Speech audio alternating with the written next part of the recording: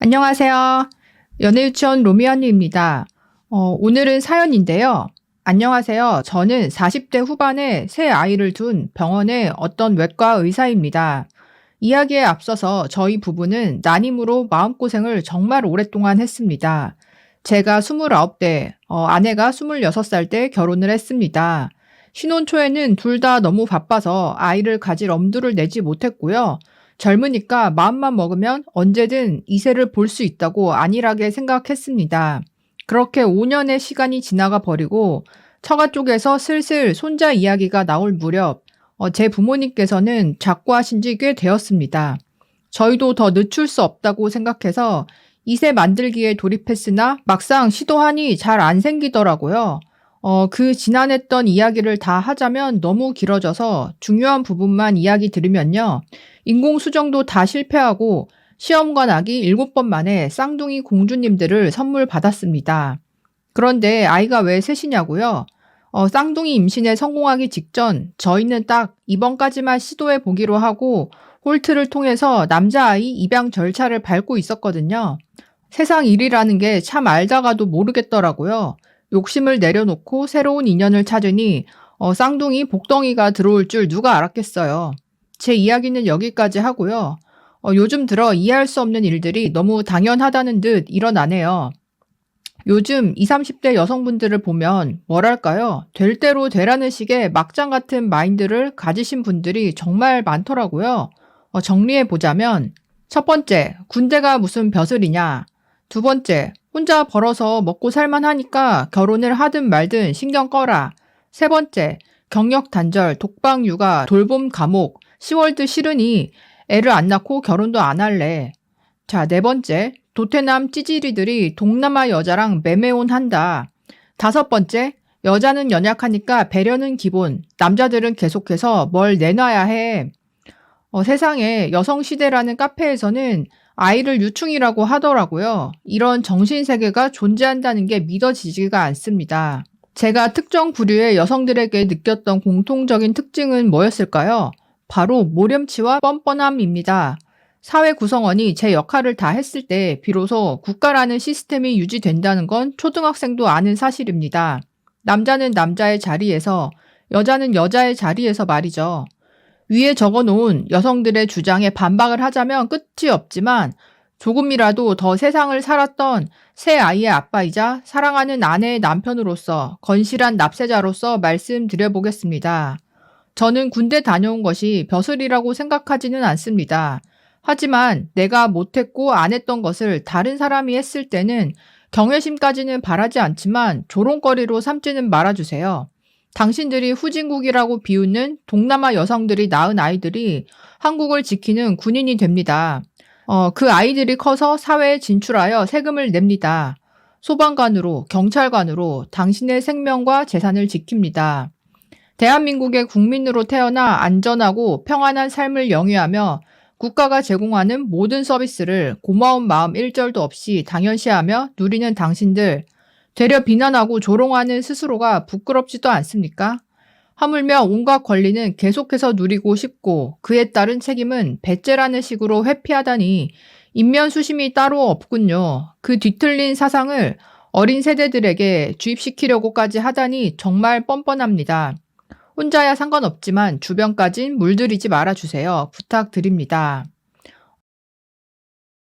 페미 성향이 짙은 여성분들에게 비판과 부탁의 사연을 남기셨어요. 본인이 이제 20대부터 30대, 40대 사회 변화를 굉장히 크게 겪으신 세대잖아요. 그러니까 이 연령대 이제 분께서 봤을 때 요즘 20대, 30대 젊은 여성들은 너무 이제 선을 넘은 것 같다. 표현으로는 될 대로 되라는 식의 막장 같은 마인드를 가진 사람들이 많다. 그러니까 이렇게 보인다는 거죠. 아까 이제 5가지 정리해 주셨던 게 군대가 무슨 벼슬이냐. 그러니까 군인을 무시하고 비하하는 그런 문화가 크다는 거죠. 사실 전 세계적으로 의무 병영인 나라가 거의 없잖아요. 그 와중에도 여성을 제외하고 남성들만 군대에 가고 본인의 개인적인 삶을 희생하면서 훈련을 받고 오는 건데 존중을 해줘도 모자를 판에 최근 들어서 이 남성 비하 플러스 군인 비하, 군대 비하 이런 문화도 이제 심해지다 보니까 거기에 대한 반작용으로 여성 징병제에 대한 논의까지 본격적으로 나오고 있는 그런 시대가 되어버렸죠.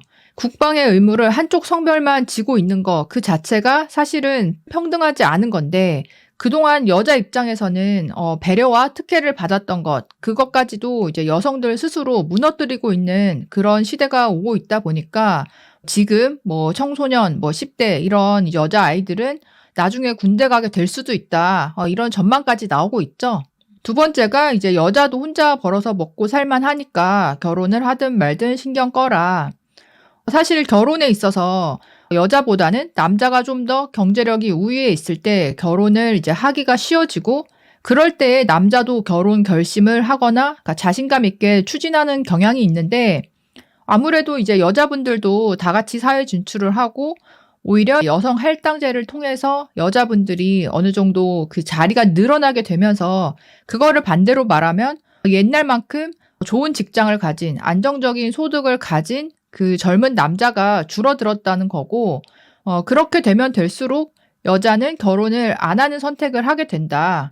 남자분들은 내가 안정적인 기반을 마련하면 먹고 살만해질만 하면 결혼에 대해서 이제 생각이 다시 드는 경우가 많이 있지만 여자분들은 반대로 생존의 문제가 좀 어려워야 결혼을 하고 싶어지는 경향이 있고 여자 혼자서 미혼 시절에 그러니까 잘 벌거나 뭐 충분하다 느끼면 오히려 결혼에 대한 절실함이 떨어지는 경우가 많고 남자를 볼 때 있어서 눈만 높아지는 경우가 있죠. 근데 이게 이제 첫 번째 군대와도 맞물리는 게 한국은 남자분들이 20대 시절에 한 2년 정도를 여자보다 뒤처지는 거잖아요.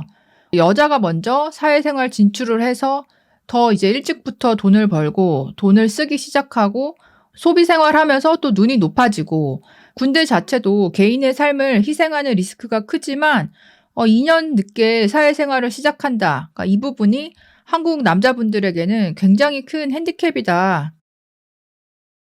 경력 단절, 독박 육아, 시월드 이런 것들이 그러니까 안 좋은 사례들을 많이 접해서 이제 질에 겁을 먹거나 좀 불안하거나 그러니까 이렇게 느끼는 분들도 많은데 물론 심한 집들도 있지만 또 많은 경우에는 그러니까 여자분들이 과도하게 좀 피해의식을 가지고 선을 그어버리는 그러니까 그런 경향도 분명히 있는 것 같아요.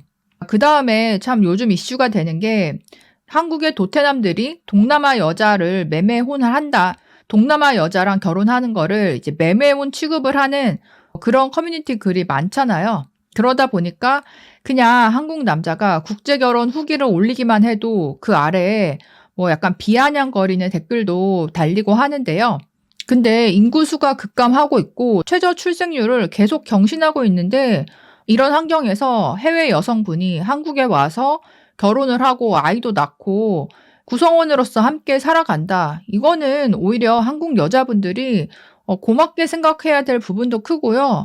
한국 여자들이 안 하고 있는 역할을 그분들이 대신 해주고 있는 거기도 하잖아요. 근데도 불구하고 그러니까 여자분들 그 무의식 속에는 내가 선택하지 않을 남자들이 다른 대안을 찾아서 결혼해서 이제 사는 거에 대한 어떤 무의식적인 거부감이 어느 정도 있는 것 같고요. 또 약사나 사업을 하는 그렇게 경제력이 있는 젊은 남성분들도 아예 처음부터 국제 결혼을 생각하고 하는 분들이 있기 때문에 정말 10년, 20년 후에는 베트남 사모님한테 한국의 노처녀 여성이 굽신거리면서 일하게 될 수도 있다. 이런 이제 말이 나오는 게 농담이 아니고 어느 정도는 현실화 될 수 있다고 생각을 합니다. 지금은 단일 민족에서 국제 결혼이 점점 이제 많아지는 시작점인데요. 앞으로 미래를 봤을 때는 국제 결혼, 혼혈 이런 것들을 오히려 빨리 인정하고 포용하는 쪽으로 변해야지 개인의 생존에도 유리할 수 있다. 이거는 확실히 말씀드릴 수 있을 것 같아요. 마지막이 이제 여자는 연약하니까 배려는 기본, 남자들은 계속해서 뭘 내놔야 해.